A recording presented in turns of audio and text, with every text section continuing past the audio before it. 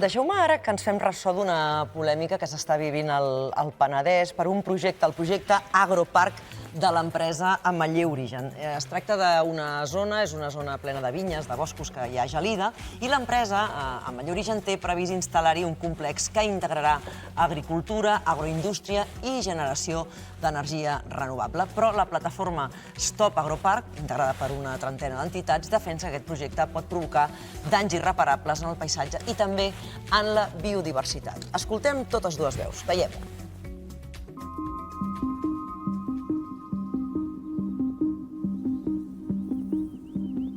L'agroparc, pel seu nom, ens podria fer pensar que és un espai agrari, idíl·lic. Realment, darrere l'agroparc el que hi ha és un projecte industrial i logístic. És zona de vinya protegida pel gran valor agrícola i ecològic que té, i just aquí és on Ametller vol situar les 21 hectàrees d'hivernacles de fins a 9 metres d'alçada. Us podeu imaginar no un hivernacle d'aquests de teles de plàstic, sinó una cosa de matraquilat molt ben feta. És com una maquineta, és una sala blanca on es produeix amb 15 vegades menys d'aigua i els nivells de producció són entre 15 i 20 vegades més grans.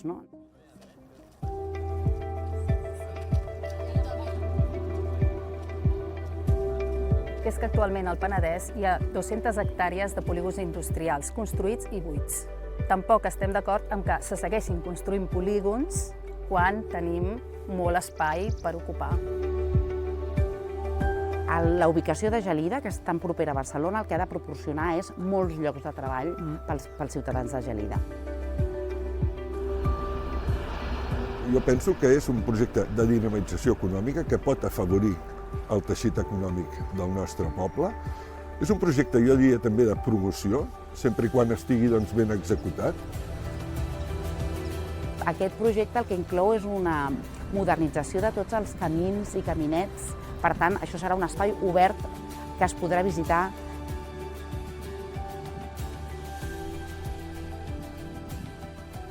Per aquí, per aquesta carretera, passaran a un volum de 400 tràilers al dia, impacte sonor, contaminació acústica, pol·lució.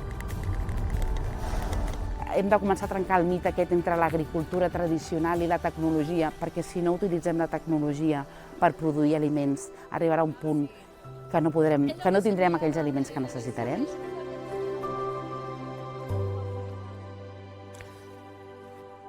Amb aquest reportatge hem volgut posar sobre la taula aquesta polèmica sobre aquest projecte Agroparc de l'empresa Ametller Origen i també escoltar la veu d'aquesta plataforma contrària Stop Agroparc. Albert, com a economista que ets. Bé, a veure, jo penso que, en primer lloc, està bé el reportatge, que doni veu a les dues parts. Tanmateix, crec que a vegades, des de fa molts anys a Catalunya, se li dona una quota de veu o d'altaveu a totes aquestes entitats de stop el que sigui, perquè és stop el que sigui, i es distorsiona molt el debat. Estem parlant d'un projecte que és sostenible, que és circular, que és un projecte que ha guanyat premis d'arquitectura, premis d'agroenginyers.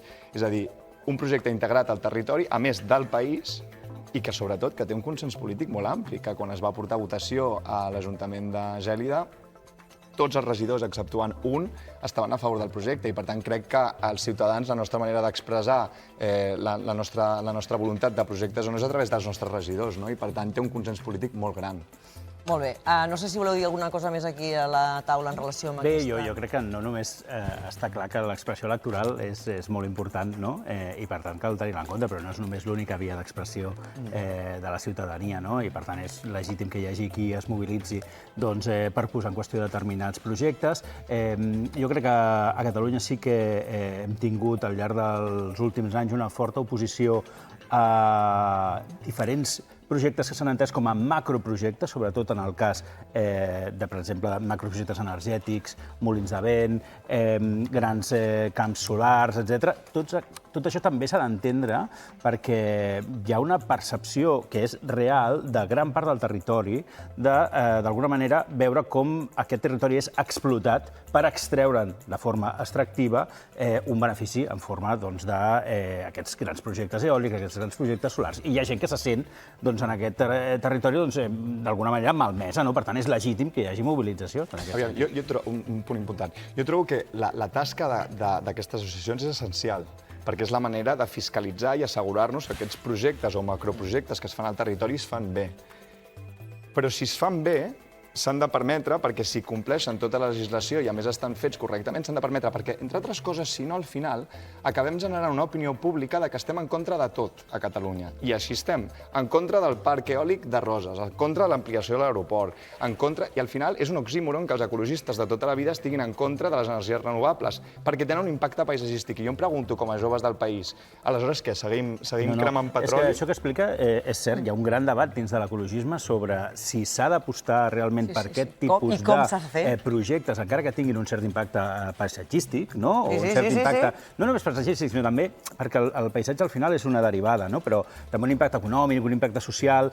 Jo crec que en el rerefons de tot això també hi ha la gestió d'aquests espais. Per què hem de cedir la gestió d'aquests projectes, no? Que al final el que fan és extreure una plusvàlua a partir d'uns béns que haurien de ser públics, perquè l'aire, el sol, etc., en principi són de tothom, no ho tindrien per què estar privatitzats, no? Per què aquest model en què les grans corporacions que sempre han gestionat el petroli, l'energia, etc., ara també s'han de posar a explotar tot això. Per què no apostar pels models més descentralitzats? Tenim, per exemple, el cas de cooperatives com Som Energia, que estan impulsant aquest tipus de projectes d'una forma més descentralitzada, més participada, amb un retorn més implicat sobre el territori, no? És a dir, que si es fa un projecte d'aquest tipus en un municipi concret, doncs, per exemple, l'electricitat d'aquest municipi pugui ser més assequible, pugui repercutir directament. Per tant, jo crec que aquí hi ha moltes maneres de fer-ho. Segurament és una mica forçat lligar-ho, però ho lligaré, perquè el tema que us estem plantejant avui en relació amb